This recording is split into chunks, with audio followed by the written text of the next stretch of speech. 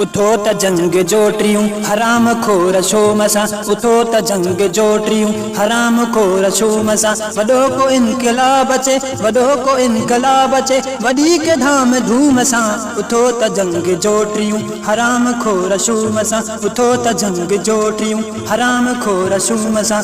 हलो त यार हक़ जे हक़ीक़तन मथे हलो, रिॼो न कहि विड्राव खां वॾियूं वॾियूं विखूं विझो। न हाणे हिन मंज़लूं परे सर फिरोश साथियो, इजो तमाग ते रसो, इजो तमाग ते पुॼो। ॾिसो ही कोट कूड़ जा वॾी बुरी किरी पया, इजो ही ॾाढा जा हीअं ॾकी डरी किरी पया। अव्हां जे हिम्मतन अॻियां वॾा वॾा झुकी पया, अव्हां खां जाबिरन संदा जिगर जली ॾकी पया। उथो त जंग जो टियूं हराम खोर शोम सां, वॾो को इनकलाब अचे, वॾो को इनकलाब अचे, वॾी के धाम धूम सां। उथो त जंग जो टियूं हराम खोर शोम सां।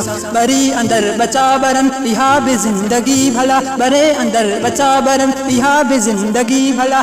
सीअ में कुल्हा ठरन इहा भी जिंदगी भला, गभेल था प्यागरन इहा भी जिंदगी भला। के मौत लहे प्या मरन इहा भी जिंदगी भला। जिते न तेल सींध में सुहागिणियूं न विझी सघन, न धीअरूं कॾहिं ख़ुशी मज़ा न खिली सघन, जिते न भेनरूं कॾहिं पुरन के ना बची सघन, अञा भी गैरतूं न छो गैर ॾांहुं वधी सघन। उथो त जंग जो टियूं हराम खोर शोम सां, वॾो को इनकलाब अचे, वॾी के धाम धूम सां। उथो त जंग जो टियूं हराम खोर शोम सां, वॾो को इनकलाब अचे, वॾो को इनकलाब अचे, वॾी के धाम धूम सां। उथो त जंग जो टियूं हराम खोर शोम सां। कुठो आ क़ौम खे जनी उन्ही खे लानतूं ॾियूं, कुठो आ क़ौम खे जनी उन्ही जे रत खे पियूं। गदारे क़ौम खे भला वरी बि साथ कीअं ॾियूं, मरूं त मर्द थी मरूं, जियूं त जुंग थी जियूं। उथूं त शींहं थी उथूं, हलूं त बस हलिया हलूं, वधूं त वाहु थी वधूं, करे न को सघे झलो। ऐं ज़ालिमनि जे जिस्म तां